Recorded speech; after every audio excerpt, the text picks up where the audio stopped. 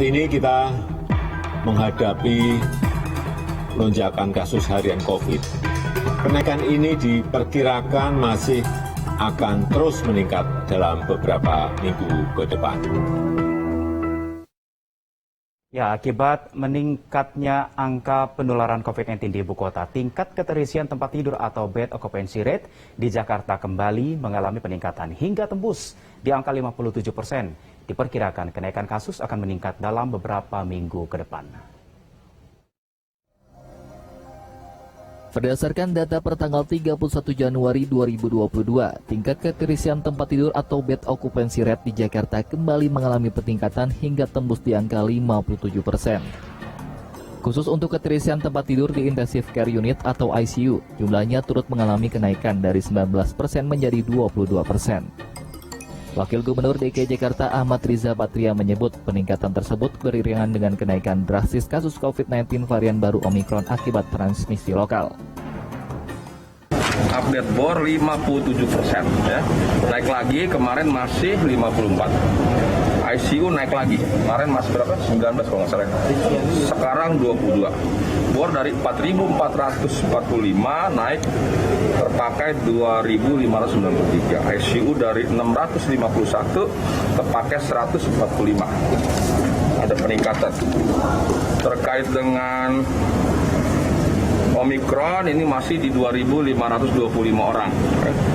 Dan impornya masih di 1.303 atau 54,4%. Transmisi lokalnya ada 1.152 atau 45,6%. Sementara itu, pemerintah pusat mengakui saat ini Indonesia tengah mengalami lonjakan kasus COVID-19 dan diperkirakan kenaikan kasus akan meningkat dalam beberapa minggu ke depan. Presiden Joko Widodo mengatakan penggunaan vaskes seperti rumah sakit saat ini harus diprioritaskan bagi pasien COVID bergejala berat atau penyakit lain yang membutuhkan bantuan kesehatan. Saat ini kita menghadapi lonjakan kasus harian COVID, utamanya varian Omikron. Dan kenaikan ini diperkirakan masih akan terus meningkat dalam beberapa minggu ke depan. Masyarakat juga diminta tetap tenang dan menjaga protokol kesehatan hingga meningkatkan imunitas. Sementara bagi masyarakat yang terpapar COVID-19 diminta memanfaatkan telemedicine apabila mengalami gejala ringan dan melakukan isolasi mandiri selama 5 hari. Muhammad Heri Mustafa, Rizky Puspa, Bobi Ahmad, JAK TV. Pemprov DKI Jakarta masih melakukan kajian atas lonjakan kasus COVID-19. Meski terjadi lonjakan kasus, Gubernur DKI Jakarta Anies Baswedan memastikan ketersediaan rumah sakit untuk pasien COVID-19 di ibu kota masih bisa dikendalikan. Supaya bisa ditangani dengan baik. Tapi sejauh ini tingkat keterisian rumah sakit masih relatif terkendali. Kita berharap ini terus tidak meningkat sehingga tidak perlu ada pengurangan aktivitas. Karena kita tahu bahwa mobilitas penduduk itu harus dikendalikan apabila rumah sakit kita keterisiannya meningkat. Ya, terkait meningkatnya kasus Omikron di DKI Jakarta, kita akan berbincang bersama dengan narsum yang sudah bergabung bersama saya malam ini melalui via Zoom. Ada Dr. Wening Tias, Kabid Yankes Dinkes DKI Jakarta. Selamat malam, Ibu Wening. Selamat malam. Ya, Bu Wening, ini kita melihat kondisi Omikron di DKI Jakarta setiap harinya semakin bertambah begitu jumlahnya ya. Bagaimana untuk tenaga kesehatan di DKI Jakarta sendiri? Ya, baik, selamat malam. Jadi untuk ketersediaan dari tempat tidur, ya kapasitas tempat tidur untuk pelayanan COVID di DKI Jakarta, sampai dengan saat ini memang sudah ada di angka 60% untuk isolasi dan ICU di 28%. Ini bed yang tersedia ada sekitar 5.111 dan ICU-nya di 679. Ini akan selalu kita tingkatkan kapasitas dari bed yang ada di DKI Jakarta ini. Kita pernah mencapai bed tertinggi pada saat kasus di Juni-Juli yang lalu, yaitu sekitar 50% dari seluruh bed rumah sakit yang ada di DKI Jakarta. Jadi di Jakarta ada 194 rumah sakit, itu sekitar 24.000 bednya kita pernah mencapai separuh dari itu, yaitu sekitar hampir 12 ribuan saat kasus Juni-Juli yang lalu. Sedangkan untuk ketersediaan tenaga kesehatan, kami selalu mengadakan redistribusi, refungsi, dan kemudian rekrutmen bagi tenaga-tenaga kesehatan.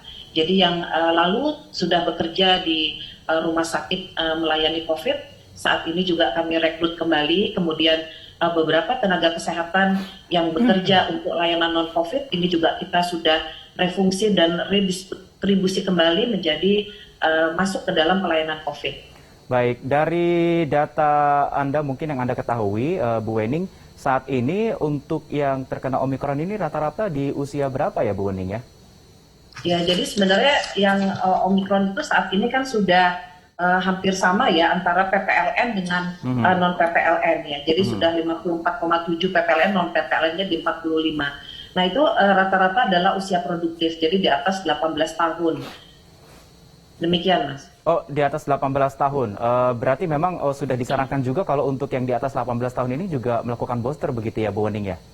Betul, jadi seiring dengan kebijakan untuk menambah efektivitas dari vaksin tersebut, di mana setelah mendapat vaksin lengkap primer ya 2 kali dalam 6 bulan ada penurunan terhadap efisiensinya, maka harus ditingkatkan kembali dalam bentuk booster. Baik, baik Bu Wening, dari pengalaman Anda sampai dengan saat ini begitu ya, terkait dengan pasien yang mengalami Omikron begitu, ada perbedaan tidak sih cara menanganinya Bu Wening? Ya sebenarnya Omikron ini kalau kita lihat dari data-data sebenarnya lebih banyak yang ke arah asimptomatik atau tidak bergejala dan ke arah ringan. Nah jadi inilah salah satu strategi dari kami dari Dinas Kesehatan untuk merelokasi pasien-pasien yang asimptomatik dan ringan ini untuk menempati tempat-tempat isolasi terpusat atau isolasi mandiri di rumah. Tentu saja yang isolasi mandiri dengan pengawasan dari puskesmas, kemudian ada program telemedicine juga untuk telekonsultasi dengan platform digital yang telah ditetapkan oleh Kementerian Kesehatan dengan diberikan obat-obatan untuk isolasi mandiri. Sedangkan untuk treatment yang ada di rumah sakit itu tidak ada perbedaan antara yang varian Omikron maupun varian Delta atau varian yang lainnya. Berarti kalau kita lihat memang ciri-cirinya mungkin saat ini lebih ringan dibandingkan Delta ya Bu Wening ya? Ya, sebenarnya banyak yang lebih ringan, tapi karena mungkin ada kekhawatiran atau kepanikan dari masyarakat sehingga yang seharusnya tidak dirawat di rumah sakit, mereka berbondong-bondong ke rumah sakit juga. Nah, ini kita sudah edukasi juga selain kepada masyarakat, juga kepada para direktur atau kepala rumah sakit di DKI Jakarta untuk memberikan edukasi kepada masyarakat untuk tenang, dan kita akan berikan obat dengan pengawasan dari puskesmas untuk melakukan isolasi terpusat maupun isolasi mandiri. Baik, kalau saat varian Delta kemarin yang menyerang begitu ya Ibu Wening ya, banyak sekali broadcast di media sosial terkait dengan obat-obatan yang bisa dibeli di apotik gitu yang untuk melakukan isolasi mandiri di rumah. Dari pengalaman Ibu Wening sendiri, apakah terkait dengan isolasi mandiri ini boleh meminum obat-obatan generik biasa atau memang harus ada pengawasan dan anjuran dari dokter yang seharusnya dilakukan Bu Wening?